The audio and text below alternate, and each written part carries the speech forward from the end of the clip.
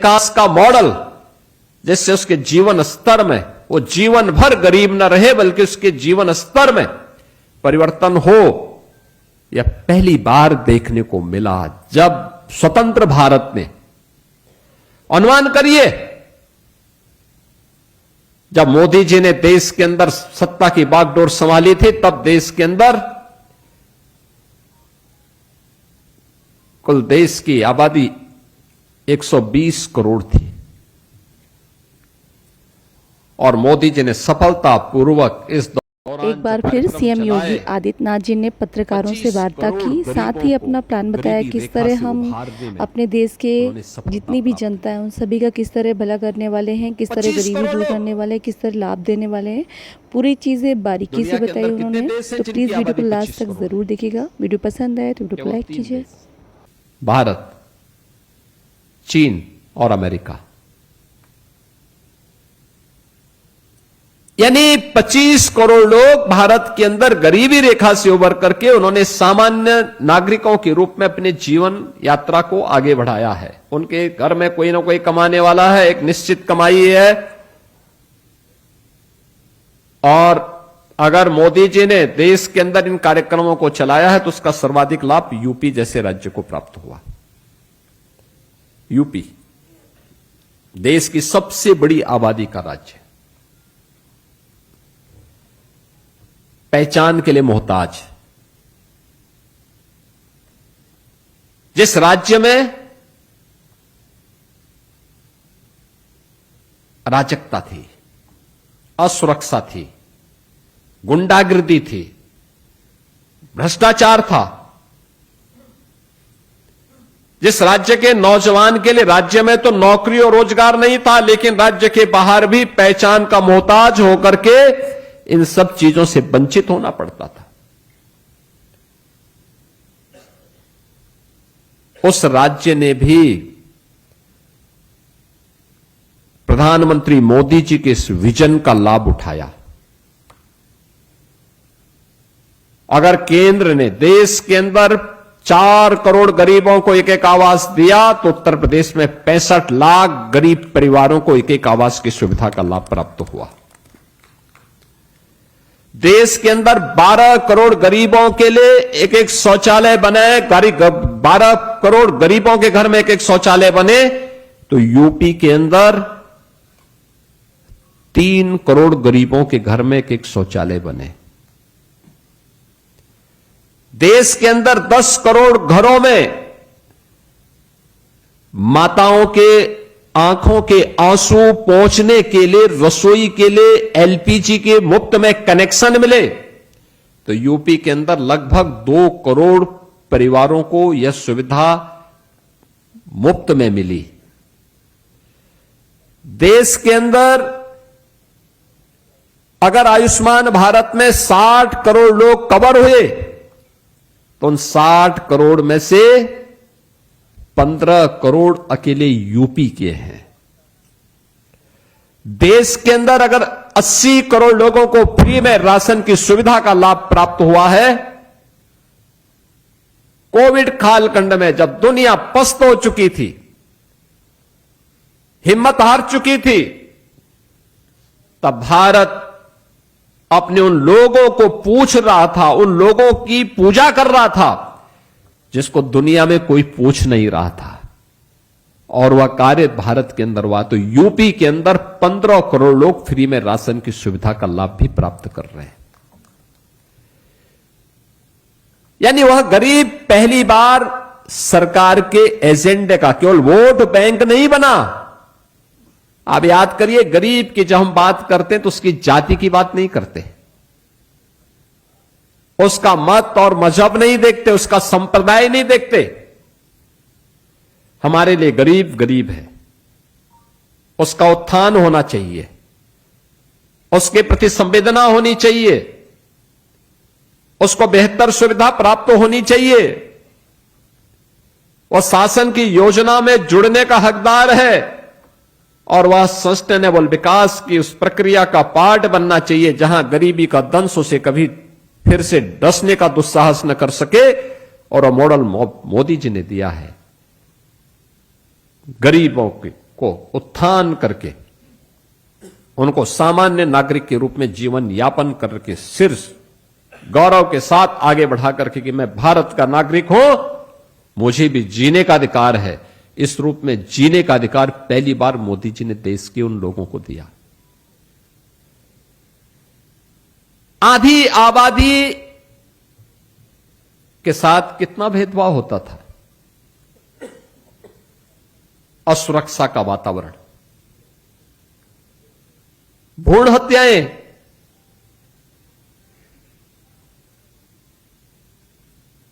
नौकरियों में कहीं कोई सुविधा नहीं, कानून की जकड़न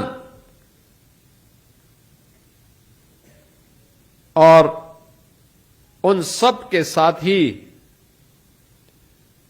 तमाम प्रकार की बंदिशों के कारण जो स्थितियां पैदा हुई।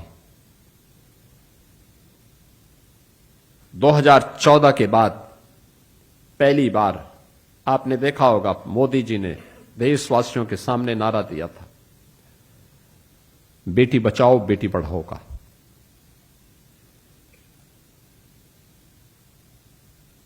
उस समय उन्होंने अनेक योजनाओं का शुभारंभ किया, मातृवंदना की योजना प्रारंभ की, संस्थागत प्रसव हो और मातृ मृत्यु दर को और शिशु मृत्यु दर को न्यूनतम स्थिति में लाया जा सके, बेटी के जन्म लेने से लेकर के उसके स्नातक तक की पढ़ाई की सुविधा उपलब्ध हो सके।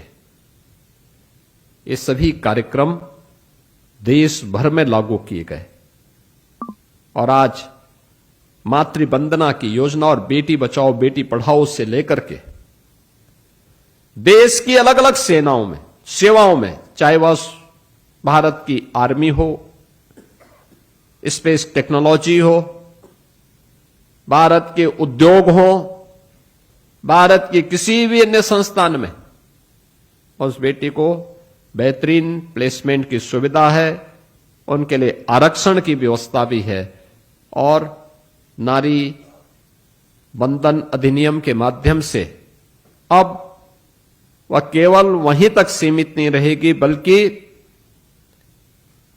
भारत की व्यवस्था का पार्ट बनकर के भारत के कानून बनाने का काम भी करेगी। नारी शक्ति वंदन अधिनियम के माध्यम से अधिकार भी भारत की संसद के माध्यम से प्रधानमंत्री मोदी जी ने भारत की बेटियों को, भारत की माताओं को उपलब्ध करवाने का काम किया। प्रधानमंत्री मोदी जी के इसी दूरदर्शी सोच को ध्यान में रख करके, चाहे वह महिला स्वयंसेवी समूह के माध्यम से किए गए कार्य हों, चाहे वह प्रदेश के अंदर ड्रोन दीदी के माध्यम से नारी शक्ति के सशक्तिकरण के अभियान को आगे बढ़ाने का कार्य हो, या वेलफेयर की जितनी भी स्कीम है उनका केंद्र बिंदु याद रखना एक नारी है। एक नारी, एक शौचालय बन रहा है, स्वच्छ भारत मिशन का हिस्सा तो है ही, नारी गरिमा का प्रतीक भी है और नारी गरिमा का प्रतीक भी है। उत्तर प्रदेश में अगर हम बेसिक शिक्षा परिषद में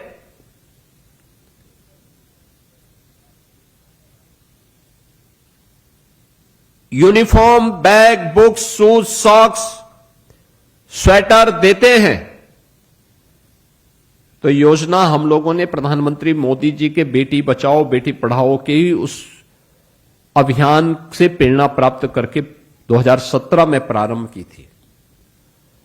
मुझे याद है तब उत्तर प्रदेश की ज्यादातर बेसिक शिक्षा परिषद में पढ़ने वाली बेटियां नंगे पैर स्कूल जाती थीं।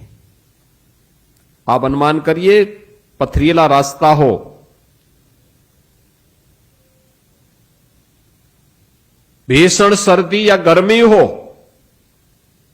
तपती हुई धूप हो या फिर भीषण सर्दी के उस माहौल में वे मासूम पैर, नंगे पैर, तपती हुई धूप में भी और ठिठुरती हुई सर्दी में भी नंगे पैर स्कूल जाती थी। तब हम लोगों ने तय किया था कि बेसिक शिक्षा परिषद में पढ़ने वाले हर बच्चे को हम लोग और बालक हो या बालिका, बिना भेदभाव के यूनिफॉर्म भी देंगे, जूता मोजा भी देंगे, स्वेटर भी उपलब्ध करवाएंगे। स्कूल में ड्रॉप आउट रेट को कम करने के लिए पेयजल भी उपलब्ध करवाएंगे और टॉयलेट भी उपलब्ध करवाएंगे बालक और बालिकाओं के लिए। और मुझे प्रसन्नता है कि आज हमने शिशुरेशन के लक्ष्य को प्राप्त किया है। कन्या सुमंगला योजना, मुख्यमंत्री कन्या सुमंगला योजना बेटी के जन्म से लेकर के स्नातक तक की पढ़ाई के लिए एक सुविधा उसको उपलब्ध करवाती है। मुख्यमंत्री सामूहिक विवाह की योजना, दहेज मुक्त विवाह के लिए कोई बेटी की सौदेबाजी न करने पाए, इसकी जिम्मेदारी सरकार लेगी। और सरकार इस व्यवस्था के साथ जोड़ करके 5 लाख बेटियों की शादी अब तक यहां पर संपन्न कर चुकी है, जिसमें प्रदेश सरकार की ओर से 1 लाख रुपए उस बेटी की शादी के लिए उपलब्ध करवाए जाते हैं। नारी सुरक्षा के लिए मिशन शक्ति का प्रदेश सरकार का अभियान, और प्रत्येक व्यवस्था में उनको सम्मानजनक स्थान प्राप्त हो। हमने उद्योगों की जकड़न को दूर किया, रिफॉर्म किए। 12% से उत्तर प्रदेश के अंदर अब वीमेन वर्कफोर्स 36% से अधिक हुआ है। यानी इतनी महिलाएं जो पहले 12% ही काम कर पाती थीं, आज उनकी संख्या 36% से ऊपर जा रही है। उत्तर प्रदेश पुलिस बल में 20% महिलाओं के लिए आरक्षण की व्यवस्था अनिवार्य कर दी गई। आज परिणाम हम सबके सामने है। यानी आधी आबादी के साथ किसी भी स्तर पर अन्याय न हो, यह कार्य प्रधानमंत्री जी ने नारी गरिमा की रक्षा करने के लिए, जमीन घर की मालकिन के नाम पर हो। आप याद करिए, पहली बार ग्राम समाज की आबादी की लैंड जो ग्राम समाज के नाम पे होती थी, किसी के नाम पे नहीं होती थी, लेकिन ग्रामीण अभिलेख को दुरुस्तीकरण करते हुए ग्राम पंचायत की सहमति से उस घर की जो सबसे वरिष्ठ महिला सदस्य होगी उसके नाम पर घरौनी देकर के ग्रामीण अभिलेख को भी महिलाओं को उसका अधिकार उपलब्ध करवाया। प्रधानमंत्री आवास भी ज्यादातर आवास घर की मालकिन के नाम पर उपलब्ध करवाए जाते हैं। यानी ये सभी सुविधाएं इस आधार पर नारी गरिमा की रक्षा हो, और उसके रक्षा के साथ ही उनके संरक्षण और संवर्धन की दिशा में और क्या कार्य हो सकते हैं, इसके लिए उठाए गए कदम का हिस्सा है। पहली बार, यानी ये मुद्दे कभी एजेंडे के हिस्से नहीं होते थे किसी भी अन्य दल के, पहली बार बन पाए। युवाओं के लिए, देश का युवा असीम ऊर्जा का प्रतीक है। भारत को अपने इस युवा शक्ति पर गौरव की अनुभूति करनी चाहिए। इस बात का एहसास प्रधानमंत्री मोदी जी ने देशवासियों को करवाया। अच्छे इंस्टीट्यूशंस हो,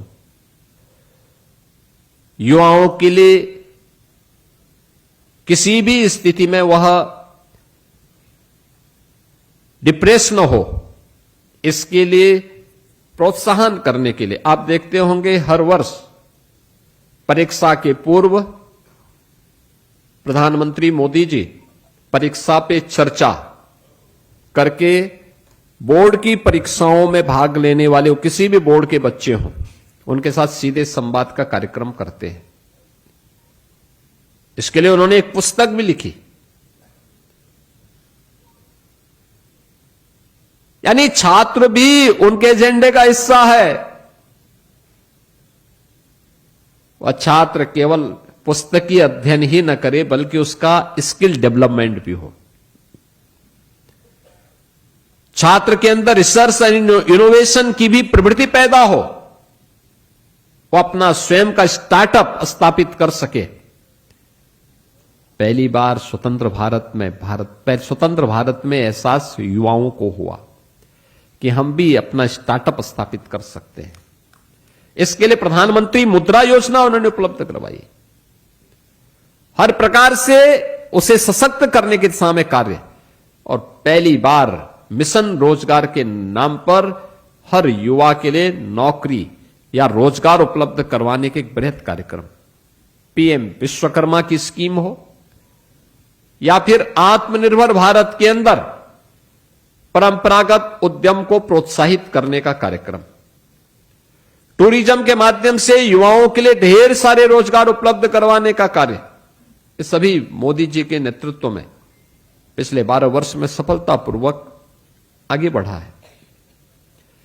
युवाओं के लिए फिट इंडिया मूवमेंट हो, खेलो इंडिया खेलो का कार्यक्रम हो, स्पोर्ट्स अथॉरिटी के माध्यम से चलने वाले अनेक कार्यक्रम हो, या फिर डिजिटल इंडिया के अभियान के अंतर्गत यूथ को अधिक से अधिक डिजिटल सशक्तिकरण की दिशा में किए गए प्रयास, ये सभी युवाओं के जीवन में व्यापक परिवर्तन के साथ साथ हर स्तर पर उनके आत्मविश्वास को बनाए रख करके नए भारत में उनकी ऊर्जा का उपयोग करने की दिशा में किए गए कदमों का प्रतिफल हम सबके सामने। अन्नदाता किसान भारत की व्यवस्था का हिस्सा रहा है।